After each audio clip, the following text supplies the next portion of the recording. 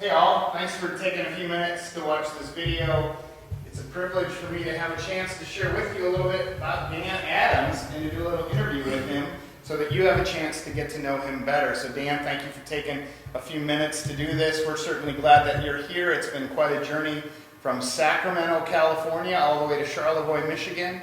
And so to help folks get to know you a little bit better, Dan, would you mind just sharing a little bit about who you are, kind of where you grew up, and maybe a little bit about your family? Yeah. So I grew up in the outskirts of Sacramento, California. It was a kind of a small town surrounded by farmlands and cattle ranches. It was a upscale kind of community, but it took 30 to 40 minutes to get anywhere. So I really like the small town vibe that Charlevoix has. It's really homey, and I showed pictures to my mom. She said it looks like a little Hallmark town. So yeah, that was really nice just for a transition. My family, I grew up with a Christian mom and a not so Christian dad, but later on in life he's probably become the most dedicated to attending church. Now he calls us the heathens if we don't attend. If you skip a Sunday, he'll call you a heathen. That's just kind of the relationship that we have, though. We're all very friendly, sarcastic with each other. I have two brothers.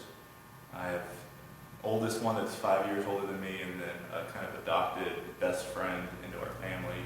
So he came to live with my family when we were just out of high school, but known him since kindergarten, been my best friend since high school, and played sports together.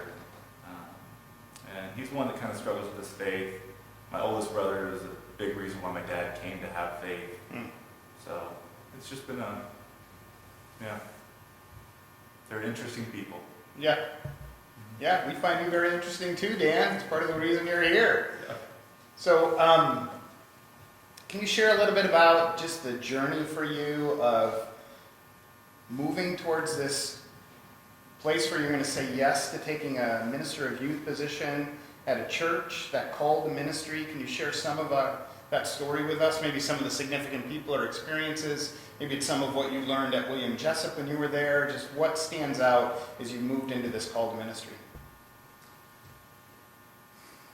So one of the biggest things that influenced me into the ministry was a pretty direct call that I had from God, where I was in Africa doing missionary work as a medical missionary, and I so badly just wanted to stay doing that. It was something I was comfortable with.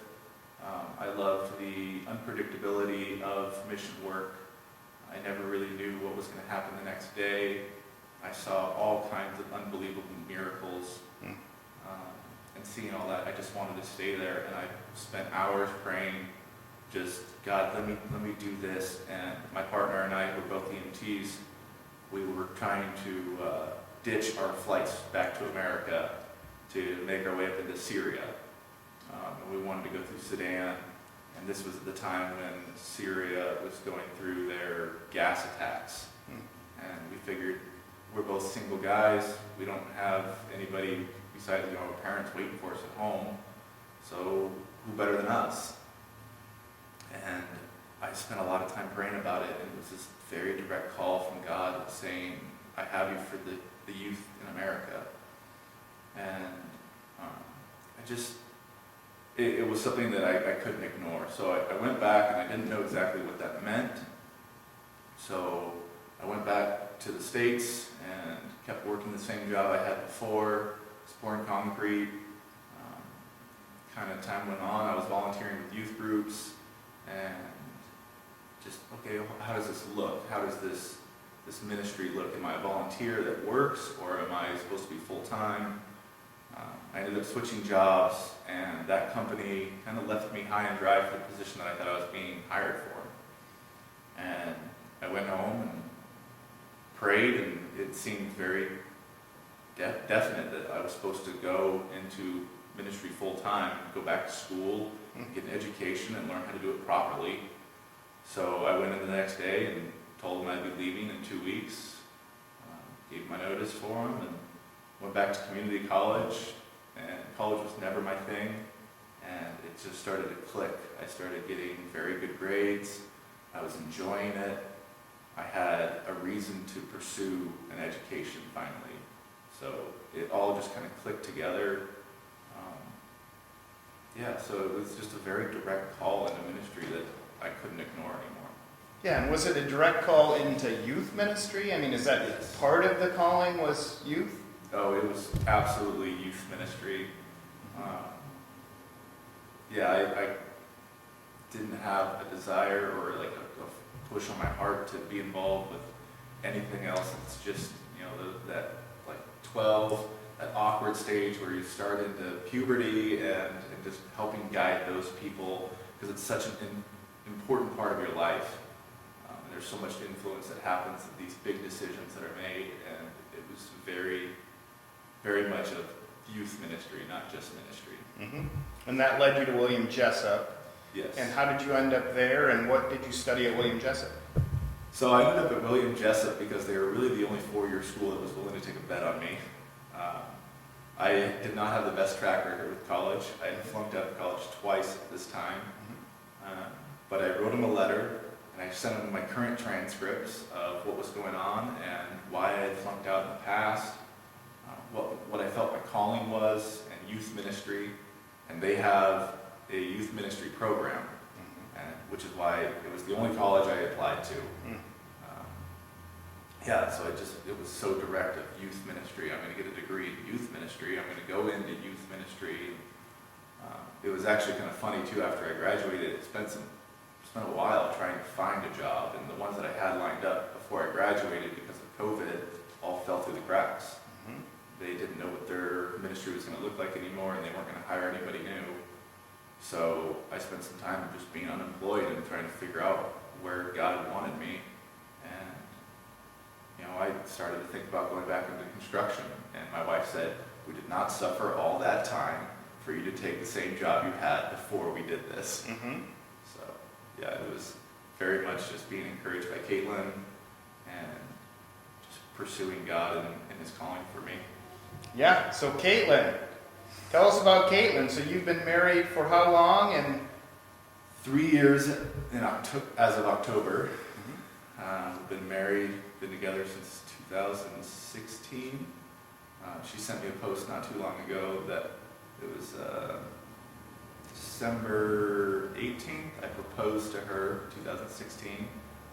And she always brings up too, like 2 days later, I just destroyed my clavicle snowboarding, and how that was the worst engagement present she could have imagined, having to try and nurse me back to health. And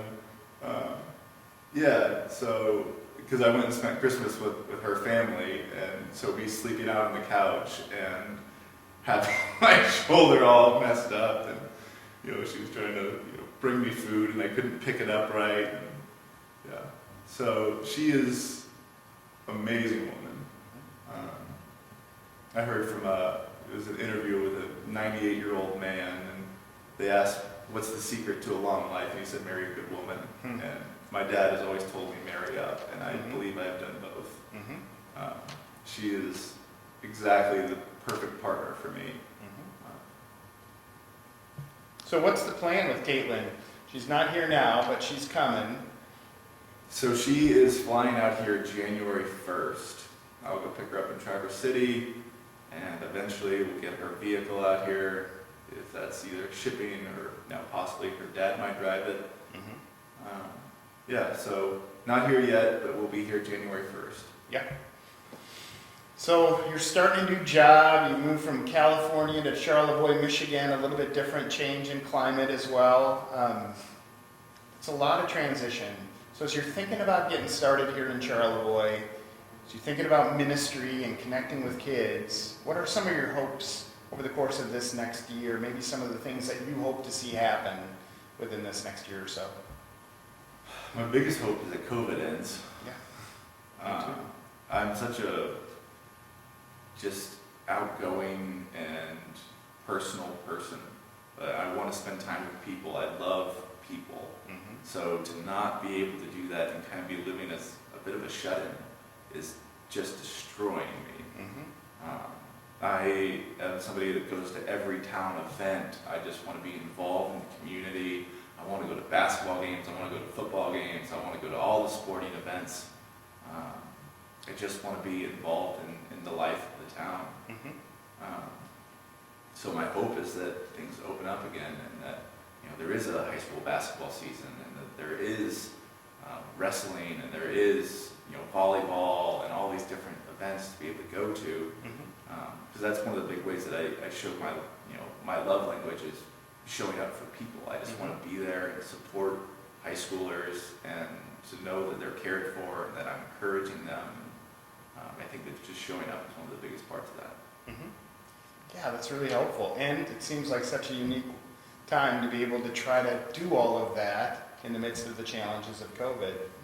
So what about, is there hobbies, passions, other interests that just help us to get to know you better, that kind of draw your attention? I think I have too many hobbies. There's not much I've ever said no to trying. Kayaking, like just about anything outdoors. Backpacking, hunting, fishing. I love jet skis, and I want to get on a snowmobile and motorcycles. Really, just anything outdoors I love doing, and I'm going to miss everything. So I want to be outside, I want to be hanging out, but I also enjoy playing like Xbox and playing board games. My wife loves to do puzzles, and so I like to mess with her puzzles and pretend the pieces go in the wrong place, just to stir things up because it's entertaining to me. I enjoy to read. It's something that I've kind of picked up in the last couple of years. When I was a kid, I hated reading, but I do enjoy reading. I have so many hobbies that it's hard to pin it down. So if somebody invites me to do something, I'm gonna say yes. It's just who I am. Yeah. So you've been working now here a little over a week. Is there anything that stood out to you just about the community, about the church? Anything that's got your attention that maybe is a surprise or that you find interesting or surprising? Not really surprising. I asked a lot of questions when doing the interview, and I had a pretty good idea of what I was getting myself into.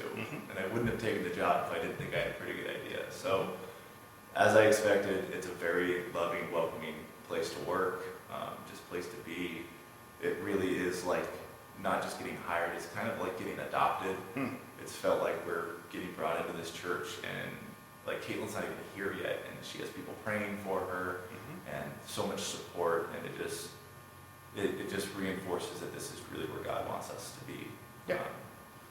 So as people now see your face, hear a little bit more about you, and as they're thinking about you, how can we be praying for you as you're making this transition, as you're waiting for Caitlin to come, as you're thinking about plans for this next year? How can folks be praying for you and Caitlin? Just for peace and all of it. She's having a rough time because her family, her grandmother's stage 4 cancer, and very, very important, influential person in her life.